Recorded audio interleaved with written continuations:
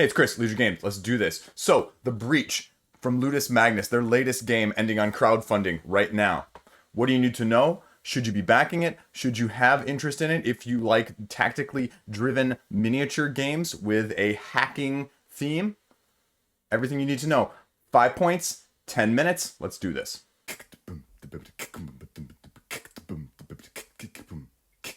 Here's a little bit of an overview of what The Breach is. It's a 1 to 4 player, competitive, asymmetric, net crawling-esque game where you take your avatar, your simulated version of yourself as a hacker. You are going into a system to try and steal information in order to achieve your end goal, the information being pieces that you're going to collect on your player board to match up with your secret objective that's given to you at the beginning of the game. Now, this again is a competitive game.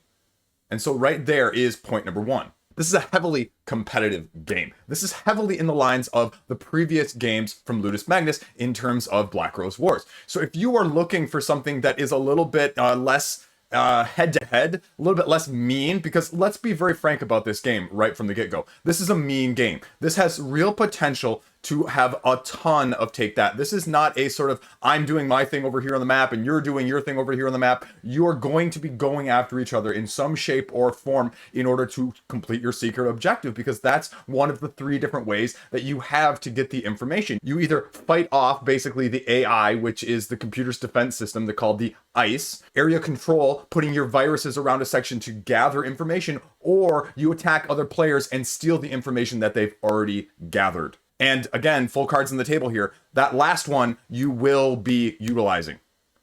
So that's what you need to know right from the get-go, and whether or not that's going to be something that you are okay with. Now, you heard me mention that this is competitive. There is a co-op mode. There is also a solo mode. We'll get into those in a little while. However, with the competitive nature of this game, this has a little bit more overhead. This has a little bit more complexity. This also has a little bit more variability than other things that are out there. When I originally looked at this campaign prior to the campaign and the beginning of the launch of the campaign, I looked at this as sort of a similar Cthulhu Death May Die-esque feel, but with a hacker net-based theme.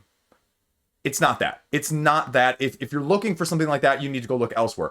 It's something much more tactically driven, much more mechanistically driven, with a lot more variability in how you're going to be able to control your actions, but the actions in and of themselves, how they are going to vary from turn to turn, from person to person, asymmetrically included in those characters. Because when you get your character, you get to choose an avatar, and you get to choose like a hacker, and you get to choose their cards that go along with them. One comes with 3 cards, one comes with 7 cards, you mix and match those. And so every game you're going to be playing with a different combination of those to give you a different set of those, as well as the monsters or the AI system that you're fighting against in the first place, trying to hack this system. All of those are going to give you a different response. Now that leads me into point number 2. There's a cooperative mode and there is a solo mode. As you heard me say earlier, it's 1 to 4 players. And the issue that I have right now with that is I don't have a hands-on for the cooperative mode. I would love to see what this is looking like from a cooperative standpoint. And you can kind of get a little bit of a sense of how this would play out if you don't attack each other. But it's kind of hard to imagine also how you're going to each have to contribute to an overall objective. You each have to complete individual objectives. How easy is that going to be? How is the targeting going to go? How is the AI system going to go in terms of who and what and where and what direction or in what order? And that's the specific thing that I don't have. And I almost wish, because it's a whole separate add-on on the Kickstarter, and we'll get to that part at the end of the video on what my recommendations would be if you're looking at this. I just wish that some of these games and some of these companies would take a look and say, okay, we're just going to do a competitive, we're just going to do a cooperative, we're just going to do a solo, or something along those lines, because I just feel like overall the product is well fleshed out. Now, again, I'm not saying that the product is not fleshed out from a competitive side, but I worry about how much effort goes into the competitive versus the cooperative versus the solo, and the balancing issues, and do they all work as well, or is this really going to be primarily a game that you want to play one way versus the other? And until you get it, you may not know. That ties directly into point number 3, and I'm just going to pull the page up really quickly here as point number 3, the stretch goal content. And again, there's enough mixing and matching between the avatars, the player characters, as well as the enemies, the ice that you're going up against, that even without this, you would be probably fine for at least 4, 5, 6 plays. I know you're going to get that in right away and play all of your games that many times right away. But with the stretch goals as well, I don't worry about the variability. People are always like, oh, is this going to have replayability? Is it going to have variability? It is, and we'll talk about that as point number 4 with some of the mechanisms that it uses that you need to know about that are going to help you differentiate whether or not you like those mechanisms. But I'm not worried about it just having played the core game of, is there going to be enough from that standpoint? Now let's go to point 4. That's the mechanisms of this game. This is really the bread and butter and whether or not you're going to like this game. The action pushing cube system that you are going to be moving them around asymmetrically on your board as you take those actions is going to determine how strong your actions are, but also how different your character is in terms of taking those actions, because not only are you going to have different arrows that are going to push the cubes in different directions on each player board, but you're also going to have a different set or arrangement of said color cubes in the first place.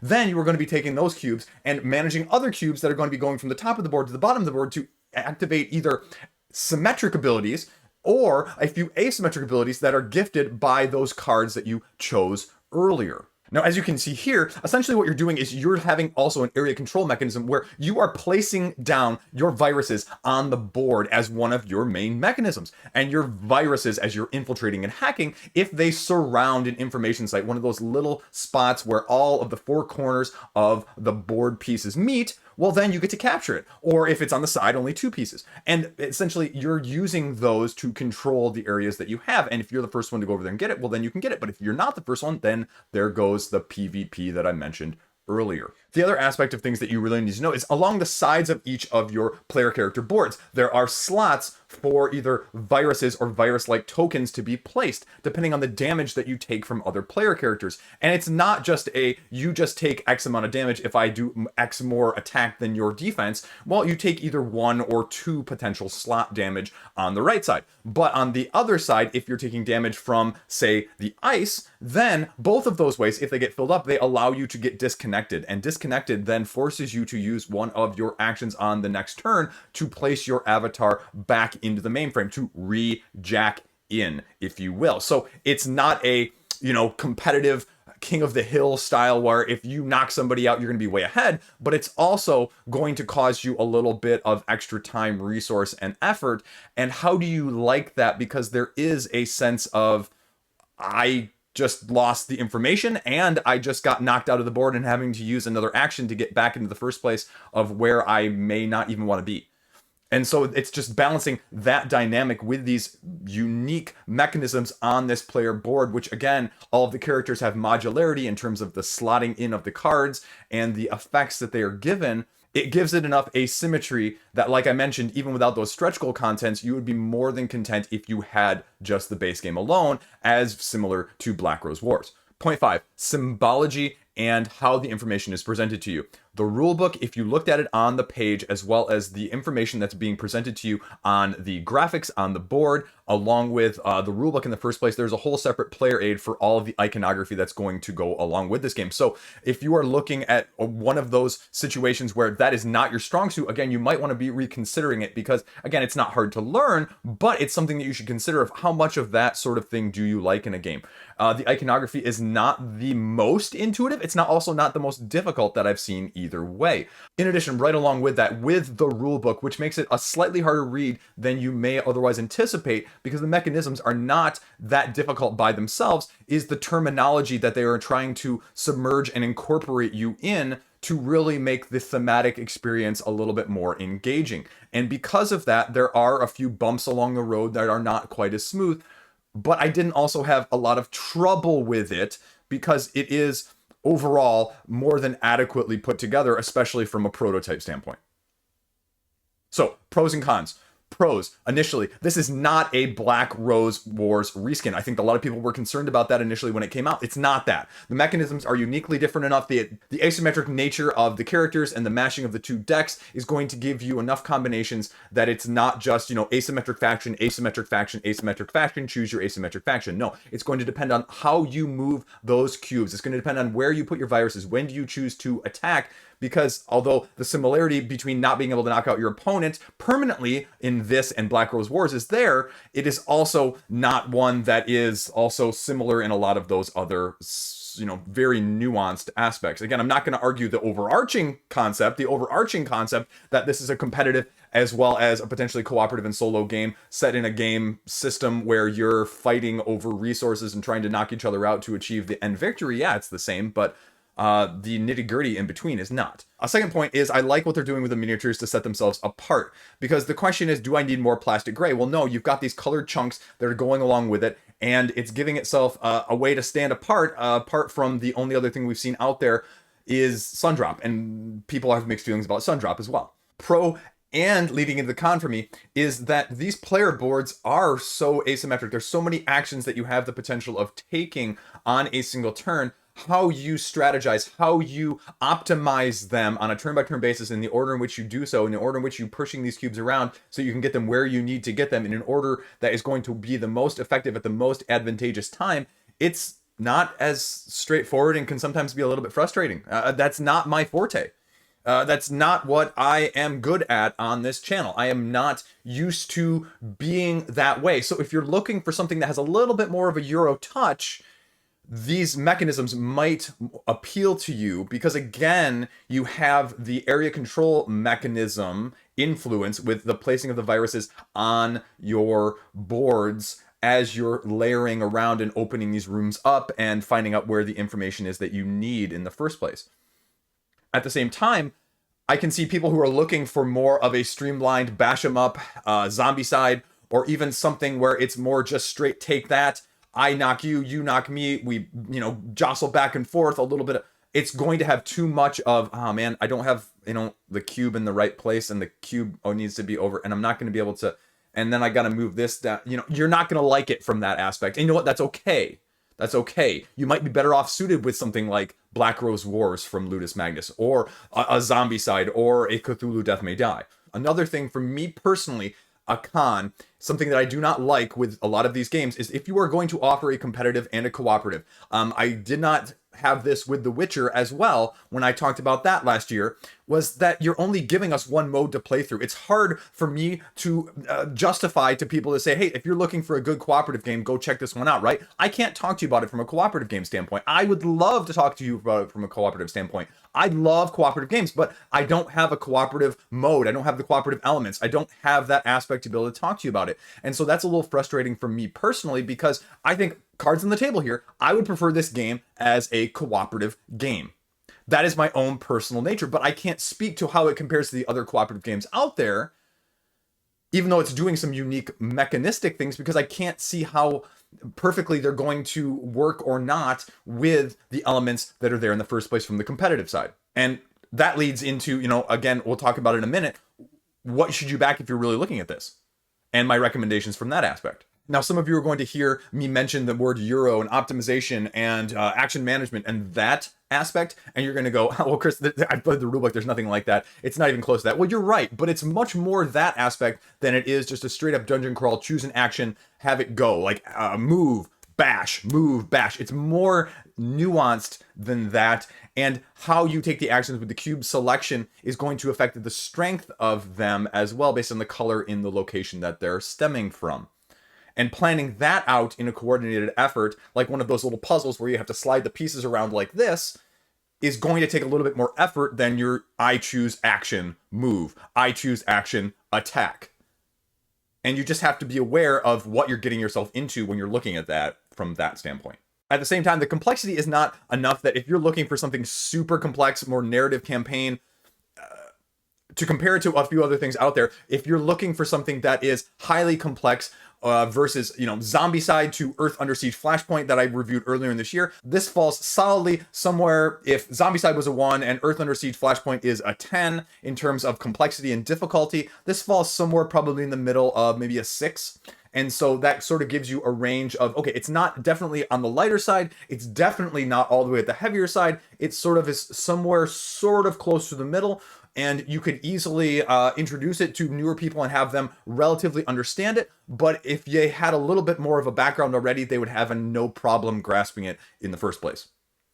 So, final recommendations. I think you need to check out the rulebook yourself from this aspect. Having a hands-on, like I said, I am a heavier cooperative player nowadays than I am a competitive player by the sheer nature of who I play with and the availability of time, scale, and effort. And so not being able to test out the cooperative is probably the biggest reason I am not backing this, and I will not be backing this. But it's more because I can't compare it to the things I have out there, because I look at it from an aspect of not is this good, not is this really good.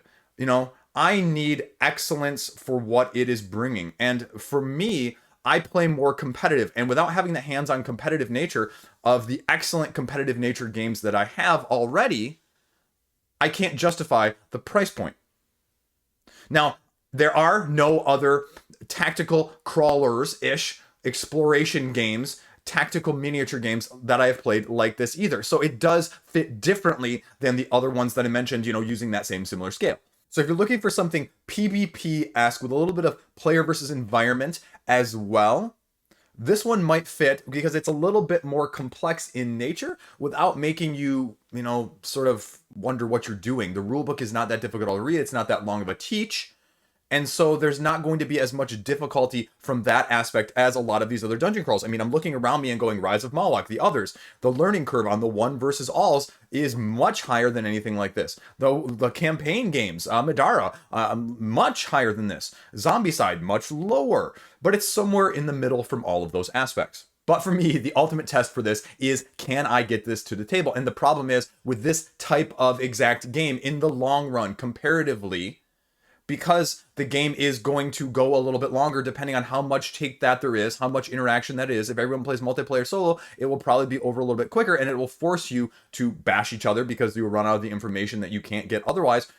But it's going to lend you a little bit longer than, say, something like a Zombicide. And how does that appeal to your group in the first place with a Zombicide where all of a sudden friendly fire occurs? How do you feel about that? Okay, now those are my final thoughts. Let's go over to the Kickstarter page right here so I can give you some recommendations on if you are one of those people that's backing it or considering backing it right now at the very end of the campaign. As time winds down, let me give you some thoughts and recommendations. First off, I want to put this out very clear. If you did not read the FAQ, go read the FAQ. The rulebook is on the page. There is going to be a pledge manager. There is going to be a late pledge, but do not back a $1, €1, £1, whatever it may be, because if you do that, that will not get you access. Only pledges that are at pledge levels are going to get access. So either late pledge or back a pledge level here.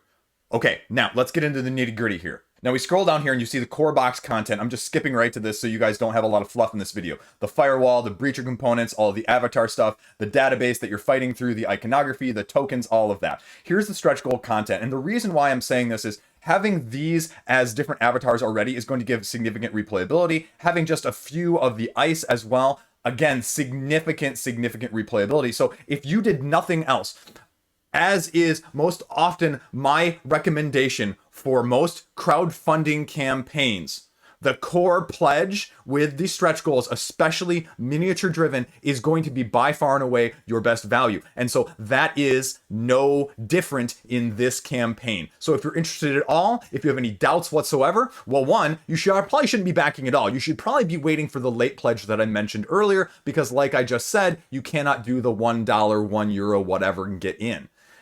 There's going to be a pledge manager though, so you can get in anyway in late pledge. But if you're looking at pledge levels, my routine recommendation is do not pledge for expansions, because you never know which expansions are going to tickle your fancy later. You don't know how the expansions are going to change between now and when the pledge manager closes. And so you don't want to allocate those funds prematurely in case you decide that, hey, maybe Chris was right. Maybe I don't need any of the expansions. Oh, I've already pledged for 3 expansions worth of money, and that can't always be often gotten back without especially a considerable cost or fee or hassle.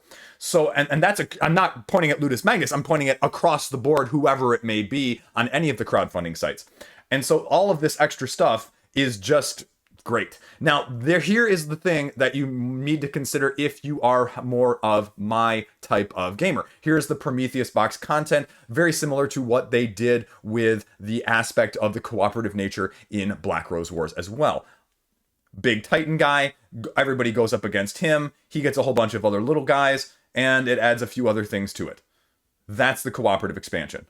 So after that, we get into the other content. Now, this is an exclusive extra avatar, essentially, box right here. Extra components, extra characters. Again, take it for what you will. Now, it's marked Kickstarter exclusive. Do you really need it? Do you really need the increased variability? I'm going to say no.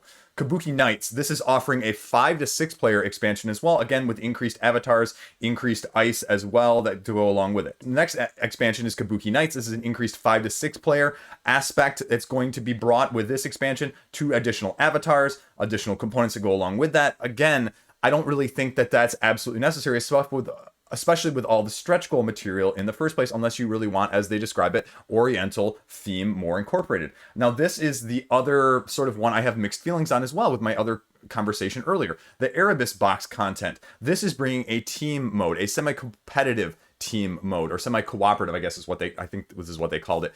Like 1 versus 1, 2 versus 2, 3 versus 3, that aspect. And offering sort of these new guys as agents that you can manipulate or go up against, more ice and more database, and then a little bit of everything else that goes along with that. Now, they offer one last thing here in this Icebreakers content, which are like these little AI system avatars. I don't know what the term is for them, but essentially little guys that you program that you can send out on your behalf, your minions, your summons, if you will, which are the only really new thing on here that I would probably say are the most appealing.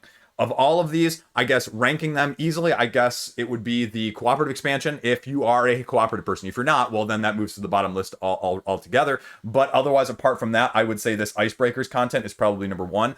But it's difficult for me to say because these campaigns always offer just a little bit of information about what we have and then what comes out during the campaign. So it's hard to judge how big of an influence or how game breaking or how altering these would be. But this would probably be the most intriguing thing to me. Then still probably actually the cooperative expansion. Then the other 2 extras, because I don't think they're necessary compared to what you're getting in the stretch goal box in terms of value. So unless you really want them all, I think that's the best combination of things that I would suggest and what you should be considering backing. Now, obviously, I did not include in that little roundup there is an all-in pledge. So if you really are completionist and you want everything, they are offering it at a discount. And so you can always check that out as well. That's all I've got. Hands-on with the Breach from Ludus Magnus. Thank you, Ludus Magnus, for sending me a copy so I could talk to you guys about it in the first place. If you have any questions, please let me know in the comment section below. I'll be doing more videos like this, hopefully in a shorter time frame, summed up, smashed together, and condensed because your time is valuable and so is mine, and I want it to be the most bang for your buck possible. Even though this is completely free for you to watch in the first place. I don't know why I said that, but the metaphor still works. Stay classy. Have a great day. Thank you. And studio upgrade soon. Working on it. Working on it. Working on it. Going for 1080p next. Sometime soon. Well, that's the second thing. The first thing is going to be... You'll see. See you around. Subscribe if you like. Smash the thumb. Let people know. Liege is out there.